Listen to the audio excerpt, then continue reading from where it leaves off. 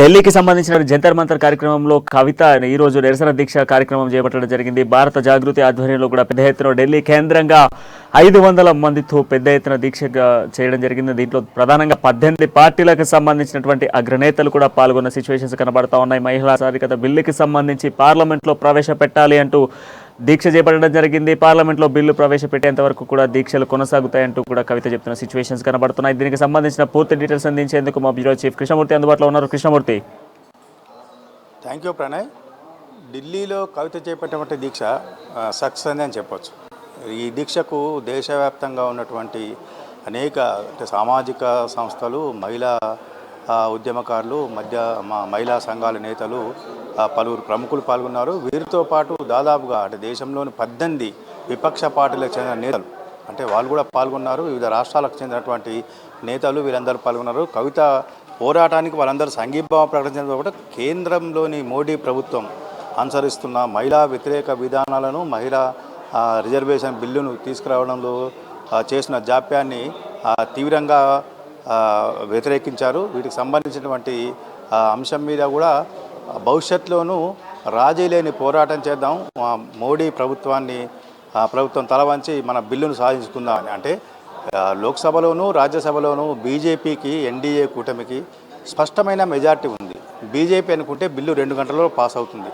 అయినప్పటికీ కావాలని జాప్యం చేస్తూ గత ప్రభుత్వాలు జాప్యం చేశాయి, గతంలో ఉన్నటువంటి ప్రభుత్వాలు పట్టించుకోలేదు, పాలకులు పట్టించుకోలేదని పుట్టి సాకులు చెప్తూ తప్పించుకోవడానికి చూడడానికి పట్ల ఈ మహిళా సంఘాలు, మహిళా నేతలు తీవ్రంగా వ్యతిరేకించారు, తప్పుపెట్టారు కూడా. అయితే వీటికి సంబంధించిన విషయం పక్కకు పెడితే కవిత రేపు ఈడీ ముందు హాజరయ్యే అవకాశాలు ఉన్నాయి. ఉదయం 10:30కు తన న్యాయవాదులతో కలిసి ఆమె ఈడీ ఎదుట హాజరవుతారు. ఇందుకు సంబంధించినటువంటి మరి కాసేపట్లో ఢిల్లీలోని తన నివాసంలో బీఆర్ఎస్ లీగల్ సెల్ చెందినటువంటి కొంతమంది న్యాయవాదులతోటి కవిత సమావేశం కానున్నారు. ఈ సమావేశంలో ఢిల్లీకి చెందిన పలువురు సుప్రీంకోర్టు న్యాయవాదులు కూడా ఒకరిద్దరు హాజరయ్యే అవకాశాలు అయితే ఉన్నాయి. మొత్తంగా చూస్తే ఢిల్లీ మనీష్ సిసోడియాను ఈడీ కోర్టు ఈరోజు ఈడీకి కస్టడీ విచారణకు ఇచ్చింది. మనీష్ సిసోడియా ఢిల్లీ ఉప ముఖ్యమంత్రిగా పనిచేసినటువంటి మనీష్ సిసోడియా ప్రస్తుతం ఈడీ కస్టడీలో ఉన్న నేపథ్యంలో కవిత కూడా విచారణకు వెళ్ళడము కొంత సంచలనం సృష్టిందని చెప్పొచ్చు. ఎందుకంటే మనీష్ సిసోడియా, కవిత వీళ్ళందరూ కలిసి రామచంద్రం పిల్లై, బుచ్చిబాబు వీళ్ళతో కలిసి ఈ లిక్కర్ పాలసీని చేశారు. సౌత్ అవెన్యూకి సంబంధించినటువంటి సంస్థకు 30% వాటా ఇచ్చారు. ఇందులో 100 కోట్ల రూపాయలను కవిత వీళ్ళు సమకూర్చారు అని చెప్పేసి ఈడీ నివేదికలో పేర్కొన్నది. అదేవిధంగా ఛార్జ్షీట్లో సిబిఐ కోర్టుకు సమర్పించినటువంటి రౌస్ అవెన్యూ కోర్టుకు సమర్పించినటువంటి ఛార్జ్షీట్లో కూడా కవిత పేరును పదే ప్రస్తావించారు. అయితే సిసోడియా కవిత 7 ఫోన్లను, సెల్ ఫోన్లను ధ్వంసం చేశారు.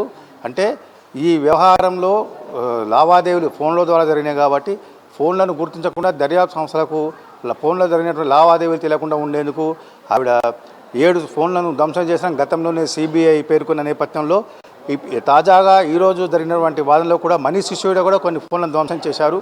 అయితే తన దగ్గర ఆ ఫోన్లు తన పైన లేవు, ఆ ఫోన్లలో వాడినటువంటి సిమ్ములు కూడా ఆయన పైన లేవు.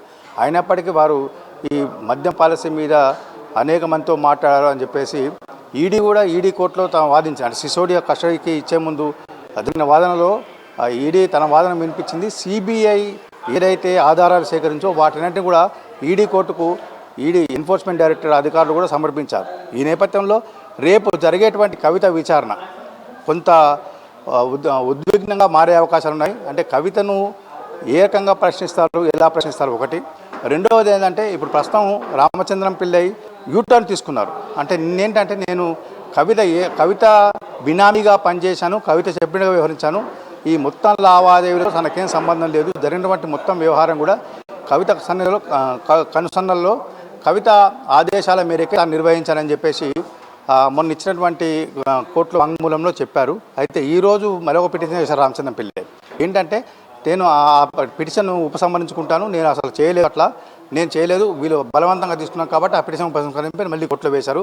దీని మీద కూడా రౌస్ అవెన్యూ కోర్టు ఈడీకి కౌంటర్ దాఖలు చేయమని చెప్పేసి టైం ఇస్తూ కోర్టు వాయిదా వేశారు. అయితే ఈ రామచంద్రం పిల్లై యూటర్న్ తీసుకోవడము, మనీష్ సిసోడియా ఈడీ కస్టడీకి వెళ్ళడము, వీటన్నింటి నేపథ్యంలో ఈడీ ముందు విచారణకు కవిత హాజరు కావడం కూడా కొంత ఆసక్తి కలిగిస్తుంది. అసలు రేపు ఏం జరుగుతుంది, ఏం చేయబోతుంది, కవితను ఈడీ అరెస్ట్ చేస్తుందా లేదా ప్రశ్నించి వదిలేస్తుందా?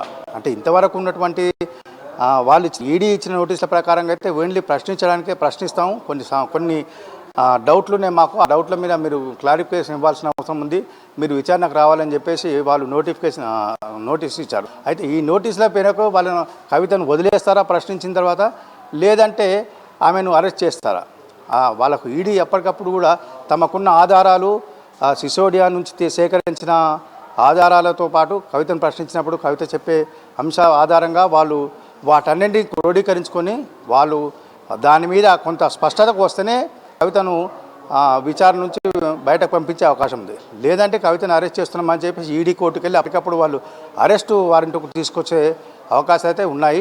మొత్తంగా చూస్తుంటే ఇటు బీఆర్ఎస్ వర్గాల్లో కవిత విచారణ కొంత వాళ్ళకు కూడా కొంత ఆందోళనకరంగా ఉంది. అంటే కవితను అరెస్ట్ చేస్తారా, కావాలని మోడీ ప్రభుత్వం కవితను వేధింపులకు గురి చేస్తుందని ఆరోపిస్తున్న నేపథ్యంలో కవిత చెప్పే విషయాలు ఏ రకంగా ఉంటాయి, ఈడీ ఏం విచారిస్తుంది, సిబిఐ విచారణలో ఏం సేకరించారు ఆధారాలు, కవిత వద్ద ఉన్నటువంటి ఆధారాలు ఏంటి, ఆవిడ చెప్పే విషయాలు ఏంటి అనే విషయంలో కొంత సర్వత్రా ఉద్విగ్నత ఉంది ప్రణయ్.